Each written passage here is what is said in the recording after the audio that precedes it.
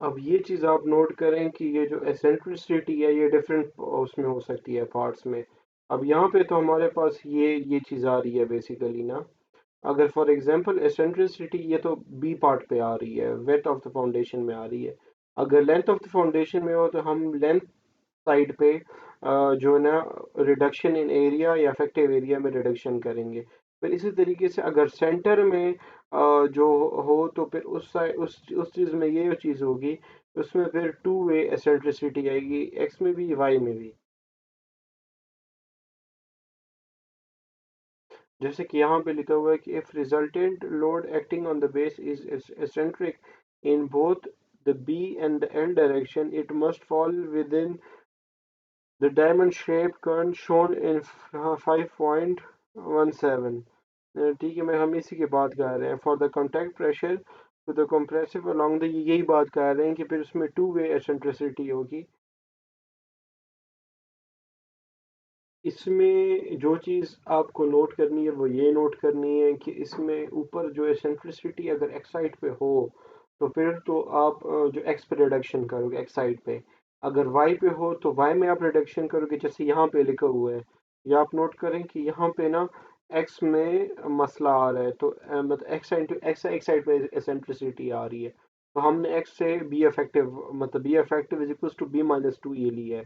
फिर उसके बाद ये दूसरे केस में इस तरह हो रहा है कि इसमें जो एल साइड पे है वहाँ पे एसेंट्रिसिटी में इशू आ रहा है, तो हमने क्या किया है कि इसमें हमने एल जो इफेक्टिव लिया हुआ है कि L effective is equals to L minus two ई।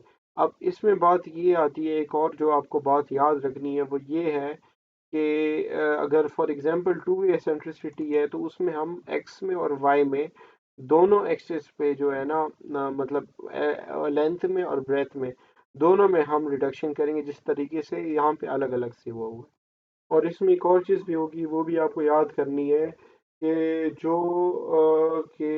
जो वो है क्या कहते हैं कि जो मूवमेंट्स होंगी वो भी उसी तरीके से दो दो दो दो जगह पे आ रही होंगी। कौन सी पे, मतलब एम वाई भी होगा एम एक्स भी होगा, अगर एसेंट्रिसिटी टू वे हो तो ये चीज़ आपको याद करनी है, मतलब एक रिवीजन के लिहाज से कि जब एसेंट्रिसिटी आएगी तो इफेक्टिव एरिया रिड्यूस हो जाएगी जिस एक्सेस पे वो होगी, चाहे वो एक्स एक्सेस पे हो या वाई एक्सेस पे। अगर दोनों में है तो दोनों साइड पे इफेक्टिव एरिया रिड्यूस हो जाएगी। तो ये बेसिकली क्या चलता है, जब आप नॉर्मल एक कंडीशन में आप लोड अप्लाई करते हो तो पूरा वो जो स्ट्रक्चर है वो बेसिकली उसको रेजिस्ट करता है। लेकिन अगर आप फॉर एग्जांपल अगर आपने आपकी एसेंट्रिसिटी प्रोड्यूस हो रही है और आपने एक स्ट्रक्चर किया हुआ है तो उस स्ट्रक्चर में जो अफेक्टिव एरिया है वो आपका रिड्यूस हो जाएगा। और जो वो होगा ना उसमें रेजिस्टेंस फिर उस तरह नहीं आएगी, आपकी जो इफेक्टिव एरिया है वो कम आएगा उसको लोड को रेजिस्ट करने में। ये बेसिकली क्वेश्चन के लिए हुआ है, लेकिन मैं वैसे आपको समझाता हूँ कि कर्न ऑफ सेक्शन क्या होता है। ये मॉस में बेसिकली कर्न ऑफ सेक्शन वो चीज़ है जिसमें आप अगर कोई लोडिंग इसमें आ रही हो वो कंप्रेशन में होती है, और जब बाहर अगर आ रही हो तो एक्सपेंशन में होती है। इसी तरीके से फुटिंग में आप जो कर्न ऑफ सेक्शन बनाते हैं उसका ये मतलब होता है कि बेसिकली आप इसी के अंदर चाहते हो कि लोडिंग आए। ठीक है, आप चाहते हो कि इसी के अंदर जो है ना मेरी लोडिंग पड़ी हुई हो। इसमें क्या लगे, if the resultant load acting on the base is eccentric in both the B and L action, it must fall within the diamond shape con sorry, इसका मतलब ये कि अगर इस डायमंड शेप के अंदर लोडिंग आ रही हो, ठीक है, रिजल्टेंट लोड आ रहा हो, तो फिर आपकी जो एसेंट्रिसिटी होगी वो दो साइड्स पे होगी, बी पे भी होगी एल साइड पे भी होगी। इसमें क्या लिखा है, for the contact pressure to be compressive along the foundation it falls within the kern only if the following is matters की इक्वेशन है। If the resultant load acting on the base is eccentric in both the B and L, it must fall within the diamond shaped curve shown in for the contact pressure to be compressive along the, क्योंकि हम चाहते हैं कि compressive हो, हम तो soil में चाहते ही नहीं कि टेंसाइल फोर्सेस हो, तो हम ये चाहते हैं कि अंदर ही हो रिजल्टेंट फोर्स। अब इन शॉर्ट में अगर देखा जाए, हमें ये पता चला है कि जो एसेंट्रिसिटी है वो मेनली डिपेंडेंट है आपकी वेथ ऑफ द फाउंडेशन पे। ठीक है, आपकी वेथ ऑफ द फाउंडेशन क्या है, क्योंकि इसमें अगर आप ये नोट करें कि आपका जो एसेंट्रिसिटी है वो basically E should be less than बी/6। तो आप अगर फॉर एग्जांपल, इसका मतलब यही है कि अगर आपको फाउंडेशन बनाए तो आप कोशिश ये करते हैं कि आपकी जो एसेंट्रिसिटी है वो E is less than, E should less than b/6। अगर ना हो तो हम फाउंडेशन ऐसे रखें ताकि ये वैल्यू आए और ई लेस देन ई b/6 हो। ठीक है, ताकि एसेंट्रिसिटी जो है वो ज़्यादा डिस्टर्ब ना करे स्ट्रक्चर को। फिर उसके बाद जब आप एक फाउंडेशन की b/6 फाइंड करते हैं, तो फिर उसके बाद आप बेयरिंग, जो बेयरिंग प्रेशर आप फाइंड करते हैं कि बेयरिंग प्रेशर आपकी कितना है। बेयरिंग प्रेशर आपको कहाँ से पता चलेगा, अगर आप नोट करें हमने स्टार्ट में बेयरिंग प्रेशर पढ़ा था। ये जो फॉर्मूला है बेसिकली हम इस तरह बेयरिंग प्रेशर फाइंड करते हैं कि बेयरिंग प्रेशर क्या है, P plus W F by A minus U D अगर पोर्ट प्रेशर हो। ठीक है, जब हम ये फाइंड करते हैं, तो बेसिकली आपके कितने चेक हो गए, एक आपका हो गया एसेंट्रिसिटी चेक, वो आप चेक करोगे कि eccentricity should be less then b/6। दूसरा चेक ये है कि आप इस तरह करेंगे कि आप ये चेक करेंगे कि बेयरिंग प्रेशर कितना आ रहा है, फाउंडेशन के नीचे प्रेशर कितना आ रहा है। ठीक है, वही जो मैंने आपको फार्मूला बताया ये चेक आप करोगे। उसके बाद आप करोगे, तीसरा पॉइंट ये है कि आप ये चेक करोगे कि सॉइल के बेयरिंग की कैपेसिटी क्या है। आपको ये तो पता चल गया है कि बेयरिंग प्रेशर कितना आ रहा है, फाउंडेशन के नीचे कितना आ रहा है, क्योंकि अगर आपने वो स्टार्ट में याद हो कि इसमें हमें लिखा था कि बेयरिंग प्रेशर जो है वो क्या होता है, फाउंडेशन के नीचे जितना लोड आ रहा है वो आपसे इसे पता चलता है। ठीक है, यहाँ पे लिखा भी था, हाँ ये देखें आप, is the contact force per unit area along the bottom of the foundation. तो आपको ये तो नहीं पता, आपको बेयरिंग प्रेशर तो पता चल गया है, लेकिन आपको सॉइल की बेयरिंग कैपेसिटी का नहीं पता। अब हम पढ़ेंगे कि बेयरिंग कैपेसिटी और सॉइल की कितनी टाइप्स हैं। एक है ultimate bearing capacity, the value of the average contact pressure between the foundation and the soil which will produce shear failure in the soil is basically the ultimate bearing capacity। ये basically वो load या वो pressure है जो कि soil में share failure start करवा दे, उसको हम कहते हैं अल्टीमेट बेयरिंग कैपेसिटी। ठीक है, इसमें क्या लिखा था, value of the average contact pressure between the foundation the soil which will produce share failure in the soil. मतलब वो लोड या वो प्रेशर जो कि सॉइल के अंदर शेयर फेलियर अकर कर दे, वो बेसिकली अल्टीमेट बेयरिंग कैपेसिटी होगी आपकी। एक चीज़ आप याद रखें कि जो ये जो सारे फार्मूले हैं, ये बेसिकली ये सारे जो डिफिनीशंस है, ये हम मेनली दो चीज़ों पे डिफाइन करते हैं, एक शेयर फेलियर पे और एक सेटलमेंट पे। ये हम चेक करते हैं कि इस दोनों का रिलेशन क्या है इनके साथ। अब सेफ बेयरिंग की कैपेसिटी हम पढ़ते हैं, ये वैसे हमने जनरली आपको मैंने पहले बात बताई है। सेफ बेयरिंग कैपेसिटी क्या है, the maximum value of the contact pressure to which the soil can be subjected without the risk of shear failure.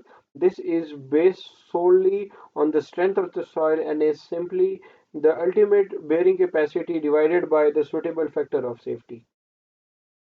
अब यही बात मैं अगर पीछे वाले स्टेटमेंट के साथ कंपेयर करूं तो इसका ये मतलब है कि फॉर एग्जांपल अगर आपको मैं कहूं कि 12,000 जो किप्स है, ये फॉर एग्जांपल एक लोड है 12,000। ठीक है, तो वो जो किप्स अगर लग रहा है उस पे मतलब हम कहें कि यार ये सॉइल बर्दाश्त कर सकती है। तो लेट सपोज अगर हम ये कहें कि यार जितना भी लोड है, फॉर एग्जांपल हम कहें कि यार ये जो लोड है बेसिकली ये बर्दाश्त कर सकता है सॉइल, हम ये चेक करेंगे कि किस किस फेलियर के लिए, शेयर फेलियर के लिए भी सेटलमेंट के लिए भी, किसके लिए। अगर फॉर एग्जांपल वो सेटलमेंट में फेल हो रहा हो और शेयर फेलियर में पास हो रहा हो, तो हम ये कहेंगे कि जो 12,000 है वो बेसिकली सॉइल की एक सेफ बेयरिंग कैपेसिटी है, जो शेयर फेलियर उस पे नहीं हो रहा। ठीक है, शेयर फेलियर के लिए, but not for settlement criteria. अब यही बात आगे भी हो रही है कि अलाउेबल बेयरिंग प्रेशर क्या है, the maximum allowable net loading intensity on the soil allowing for both share and settlement effects. इसमें दोनों क्राइटेरिया आ रही है, अलाउेबल बेयरिंग प्रेशर में दोनों क्राइटेरिया आ रही है कि उसके लिए ना आप शेयर में भी लाजमी होना चाहिए, सेटलमेंट भी लाजमी होना चाहिए, तब जाके वो अलाउेबल बेयरिंग प्रेशर में आएगा। ऊपर के लिए आप कह सकते हो कि यार हाँ चले सेफ बेयरिंग कैपेसिटी चले, आप कहें कि एक सेटलमेंट के लिए क्राइटेरिया के लिए ओके है, या फिर आप अगर आप कहें कि यार ये शेयर फेलियर के लिए ओके है, ठीक है, उसमें सेफ है ये बेसिकली ये एक वो ना, तो आप इसमें कह सकते हैं। लेकिन अलाउेबल जो बेयरिंग प्रेशर है उसमें आप में आपको ये चेक करना है कि जो सॉइल है वो दोनों को रेजिस्ट कर पाए, ठीक है। It should not have shear failure nor it should have a settlement failure, ठीक है, तो तब जाके वे कहेंगे कि यार it is allowable bearing pressure. एक चीज यहाँ पे मैं करेक्ट करना चाहता हूँ कि शेयर फेलियर के लिए सेफ बेयरिंग कैपेसिटी होगी, ठीक है, शेयर फेलियर इसमें अकर नहीं होगा। सेटलमेंट के चांसेस हो सकते हैं, it doesn't mention the settlement word, but allowable bearing pressure वो है जिसमें आपकी सेटलमेंट भी ना हो, सेटलमेंट फेलियर भी ना हो, और शेयर फेलियर भी ना हो। इसका मतलब ये है कि जो सेफ बेयरिंग कैपेसिटी है, जो मैंने आपको एग्जांपल बताई बिल्कुल सही बताई है, लेकिन इसमें थोड़ी सी मॉडिफिकेशन मुझे ये करनी है कि it doesn't care about a settlement criteria. इसका मतलब है कि सेफ बेयरिंग कैपेसिटी में आप सिर्फ ये चेक करते हो कि वो वो लोड या वो जो बेसिकली प्रेशर कि जिस पे जो शेयर फेलियर है वो सॉइल का करना हो, ठीक है, बाकी जो है ना सेटलमेंट हो जाए कोई मसला नहीं है, हम कहेंगे कि यार it is okay with the shear failure and it does not and it does not fulfill the settlement criteria. उसमें हो सकता है कि एक्सेसिव सेटलमेंट हो रही हो, लेकिन अगर वो शेयर फेलियर क्राइटेरिया को फुलफिल कर रहा है, उसमें शेयर फेलियर नहीं हो रहा, हम कहें कि it is a safe bearing capacity, कोई मसला नहीं है, ठीक है। और अलाउेबल में क्या था, अलाउेबल में था कि it must control the shear failure as well as the settlement.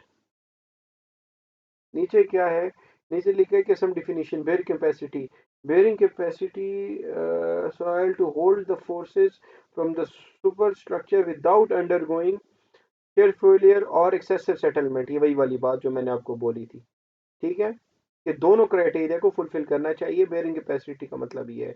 लेकिन आपको ये चीज़ याद रखना है, ये अक्सर क्वेश्चन आ रहे होते हैं एमसीक्यूज, सेफ बेयरिंग में और अलाउेबल में फ़र्क है। सेफ बेयरिंग में आप बेसिकली सिर्फ शेयर क्राइटेरिया को कंट्रोल करते हो, सेटलमेंट से आपको कोई ताल्लुक नहीं होता। अलाउेबल बेयरिंग के प्रेशर में आपको क्या करना होता है, both share failure plus excessive settlement दोनों को आपको कंट्रोल करना होता है। तो ये बेसिकली एक प्रॉपर एक स्टेप वाइज हम चीज़ चल रही है। फॉर एग्जांपल पहले आपने क्या किया है, आपने बेयरिंग प्रेशर कैलकुलेट किया, दूसरे में आपने वेट ऑफ द फाउंडेशन रखी इस तरह कि वो एसेंट्रिसिटी प्रोड्यूस ना हो, ठीक है, कोशिश ये करें। फिर तीसरे स्टेप में ये बेसिकली हो रहा है कि आप यहाँ, और हम उसमें क्या करते थे बेसिकली, मैं वही बात बता रहा हूँ कि हम उसमें एसेंट्रिसिटी के चेक्स लगाते हैं, कि हम चेक करते हैं। उसके बाद नेक्स्ट हमारा ये जो अभी हम पढ़ रहे हैं ये है बेसिकली कि हम उसको हम शेयर चेक कर रहे हैं कि शेयर फेलियर का क्या चक्कर है, ठीक है। फिर उसके बाद हम चेक करेंगे एक्सेसिव सेटलमेंट का क्या है। तो ये प्रॉपर एक रिदम से जा रहा है सब कुछ। अब हम वापस स्लाइड पे आते हैं कि the pressure due to the weight of both soil and water at the base level of the foundation, ये बेसिकली आपका हो गया टोटल ओवरबर्डन प्रेशर, ठीक है। टोटल ओवरबर्डन प्रेशर में, और आप नोट करिए इसमें वाटर भी आ रहा है साथ, ठीक है। और इफेक्टिव ओवरबर्डन प्रेशर क्या है, क्यू ओ नॉट, इसका है कि is the effective overburden pressure at the base level of the foundation, ठीक है। इफेक्टिव में आपको वाटर आप माइनस कर लें, ठीक है, ऊपर टोटल ओवरबर्डन प्रेशर से आप वाटर माइनस कर लें तो आपका इफेक्टिव ओवरबर्डन प्रेशर बन जाएगा। बेसिकली इफेक्टिव ओवरबर्डन प्रेशर में आपका वाटर पर वाटर प्रेशर नहीं है, और यहाँ पे सिर्फ आपका जो है सॉइल ले रहा है, इफेक्टिव आ रही है चीज़ इसमें। ये जो मैंने बेसिकली डायग्राम बनाई है ये मैंने आपको वही बताया है कि जो ओवरबर्डन प्रेशर क्या है, total overburden pressure. For example ये आपका वाटर लेवल है, ठीक है, इस वाटर लेवल के नीचे आपका जो जो सॉइल है सारा का सारा वो आपका ओवरबर्डन प्रेशर में आएगा, ठीक है, इंक्लूडिंग द वाटर। तो ये वाटर जो है लेवल जो मैंने ड्रॉ किया हुआ इसके नीचे आप वाटर प्लस सॉइल कैसे निकालेंगे, ठीक है, गैमा इनटू द डेप्थ, ठीक है, और ये आपका आ जाएगा जो प्रेशर है उसका, क्या कहते हैं, सॉइल का। ठीक है, तो गैमा ऑफ सॉइल होगा। ठीक है, gamma of soil into the depth. इसी तरीके से वाटर का जब दोनों साथ मिला लेंगे तो ये आपका टोटल ओवरबर्डन प्रेशर है। इफेक्टिव ओवरबर्डन प्रेशर क्या है? ये वो वाला प्रेशर है जिसमें आप वाटर पोर वाटर प्रेशर माइनस कर लोगे। अब अल्टीमेट बेयरिंग कैपेसिटी क्या है? It is the maximum pressure that a foundation soil can withstand without undergoing shear failure. अब अल्टीमेट बेयरिंग कैपेसिटी से जब आप ओवरबर्डन प्रेशर माइनस करेंगे तो आपके पास नेट अल्टीमेट बेयरिंग कैपेसिटी आ जाएगी। ठीक है, अब Q net is the bearing capacity in excess of the effective overburden pressure expressed as. ठीक है, ये आप जो है ना बेसिकली क्यू एफ जो है वो आप माइनस कर रहे हैं क्यू एफ। ठीक है, बस आप ओवरबर्डन प्रेशर जब माइनस करेंगे तो फिर आपके पास जब अल्टीमेट से आप ओवरबर्डन प्रेशर माइनस कर लेंगे तो आपके पास नेट अल्टीमेट बेयरिंग कैपेसिटी आ जाएगी। अच्छा, क्या था? मैं आपको पहले से बताता हूँ। अब अल्टीमेट बेयरिंग कैपेसिटी आपकी मैक्सिमम हो गई।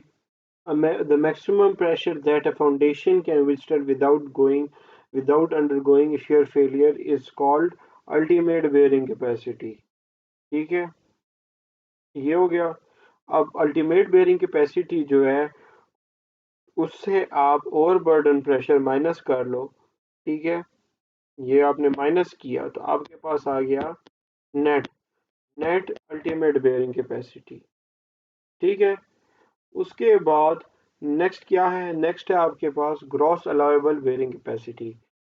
ग्रॉस अलाउेबल बेयरिंग कैपेसिटी वो है जब आप अल्टीमेट बेयरिंग कैपेसिटी है, ये अल्टीमेट बेयरिंग कैपेसिटी को आप फैक्टर ऑफ सेफ्टी से डिवाइड कर लोगे तो आपके पास आएगा gross allowable bearing pressure, sorry. ठीक है, ग्रॉस अलाउेबल बेयरिंग प्रेशर कब आएगा? जब आप अल्टीमेट बेयरिंग कैपेसिटी को फैक्टर ऑफ सेफ्टी से डिवाइड कर लोगे। ठीक है, आपके पास वो आ गया। ठीक है, ग्रॉस अलाउेबल बेयरिंग प्रेशर। अब ये आखिर वाला क्या है? Net allowable bearing pressure. ये बेसिकली आपका वो है जब आप नेट अल्टीमेट बेयरिंग कैपेसिटी को फैक्टर ऑफ सेफ्टी से डिवाइड कर लोगे। ठीक है, ये बेसिकली क्या लिखा चाहिए बात याद रखिए, आप इससे कंफ्यूज ना हो। ये क्यू एफ जो है वो एक्चुअली यू है, मतलब ये Q U minus Q not है। ठीक है, नॉट इफेक्टिव। तो ये बेसिकली अल्टीमेट है और ये ओवरबर्डन है। तो क्यू यू जहाँ पे क्यू एफ लिखा हुआ है उसका मतलब एक्चुअली अल्टीमेट है। ठीक है, अल्टीमेट बेयरिंग कैपेसिटी। ठीक है, तो जो अल्टीमेट बेयरिंग कैपेसिटी है वो बेसिकली आपको क्या है? It is maximum pressure that a foundation can withstand without going on to the shear failure. ठीक है, अब सीन क्या है मैं आपको फिर से एक बार समझा दूं। ये जो है बेसिकली आपका एक आ गया अल्टीमेट बेयरिंग कैपेसिटी, ये आपका मैक्सिमम हो गया। नेट अल्टीमेट बेयरिंग कैपेसिटी आपका तब होता है जब आप अल्टीमेट बेयरिंग कैपेसिटी को माइनस करते हो ओवरबर्डन प्रेशर से, तो आपके पास नेट अल्टीमेट बेयरिंग कैपेसिटी आता है। ठीक है, अब जो नेट अल्टीमेट बेयरिंग कैपेसिटी है उसको जब आप फैक्टर ऑफ सेफ्टी से डिवाइड कर लोगे तो आपके पास आएगा ग्रॉस अलाउेबल बेयरिंग प्रेशर। ठीक है, अब जो नेट अलाउेबल बेयरिंग प्रेशर है वो कैसे आता है? जब आप अल्टीमेट बेयरिंग कैपेसिटी से ओवरबर्डन प्रेशर माइनस कर लेंगे। ठीक है, ये माइनस हुआ है। ठीक है, तो आपके पास एक वैल्यू आएगी जो कि एक्चुअली क्या थी? ये वाली थी नेट बेयरिंग कैपेसिटी। ठीक है, तो net bearing capacity divided by F S. इसको अगर लॉन्गर साइड पे आप लिखे नेट अलाउेबल बेयरिंग प्रेशर को, तो आपके पास क्या है एक्चुअली? क्यू यू जो अल्टीमेट है, अल्टीमेट बेयरिंग कैपेसिटी माइनस। ठीक है, ये आपको ओवरबर्डन प्रेशर बन रहा है। कैसे? क्योंकि गैमा को आपने जब डीएफ से मल्टीप्लाई किया है आपके पास ओवरबर्डन प्रेशर बन गया। ठीक है, तो ओवरबर्डन प्रेशर से जब आप माइनस करेंगे अल्टीमेट बेयरिंग कैपेसिटी तो आपके पास ये बेसिकली क्या है? ये आपके पास in other words Q N net है। एन एन नेट इसको लिखते हैं, ठीक है, इजी के लिए। तो ये आपके पास नेट अल्टीमेट बेयरिंग कैपेसिटी है। तो ये बेसिकली डिवाइडेड बाय हो जाएगा क्या, F S, factor of safety.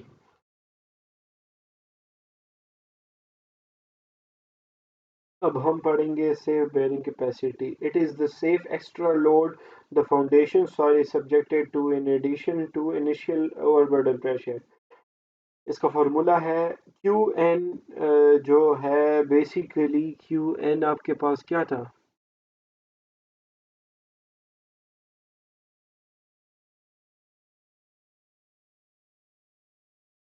ठीक है।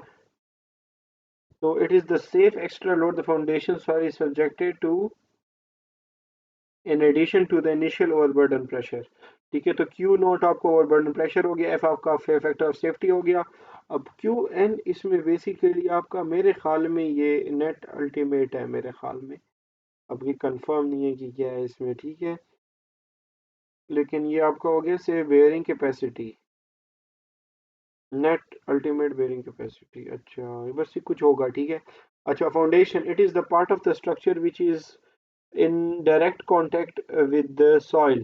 Foundation transfers the forces, the movements from the superstructure to the soil below, such that the stresses in soil are within permissible limits, and it provides stability against sliding and overturning to the superstructure. It is a transition between the superstructure and the foundation soil. अच्छा, basically आपके पास तीन modes of failure होते हैं, depending on the stiffness of foundation soil and depth of foundation. The following are the modes of shear failure experience by the foundation soil. ठीक है, इसमें तीन टाइप्स ऑफ शेयर फेलियर हमारे पास होते हैं। एक होता है जनरल शेयर फेलियर, एक होता है लोकल शेयर फेलियर, एक होता है पंचिंग शेयर फेलियर। ये बेसिकली तरज़ावी ने पहले सर्कुलर फाउंडेशन लिए, उसने फिर जो है ना बेयरिंग कैपेसिटी के जो इक्वेशंस फाइंड किए, फिर उसने जो तीन ये फेलियर्स जो है शेयर फेलियर ये फाइंड किए।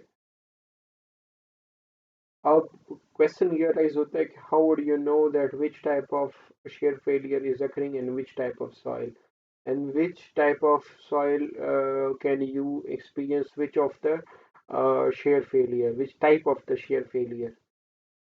There is a term called relative density which tells you about the compaction being done, which type of the soil is there, and all kind of these kind of properties. अब जो relative density है, ठीक है, मैं आपको एक चीज बताता हूँ। This relative density is represented by dr। तो अगर if the dr is greater than 67%, अगर relative density आपकी जो है वो greater than 67% हो, so we call the soil to be a dense soil। ठीक है, if it is between 33 to 67%, we say that the soil, if the dr value, the relative density value is between 32 to 67%, we say that the soil is intermediate soil। And if it is lower than 33% जो relative density है, so we say the soil is a loose soil। जो loose soil होता है उसको अनकॉम्पैक्टेड soil भी कहते हैं। अब remember one thing, if you are considering relative density above 67%, it means that you are considering a dense soil, so you will consider a general shear failure criteria. If you are considering a relative density in between 32 to 67%, you are actually coming into the category of a local shear failure because it's intermediate soil. If you are considering a relative density below 33%, so in that case, you are coming into the category of a punching shear failure, and this is a uncompacted loose soil actually।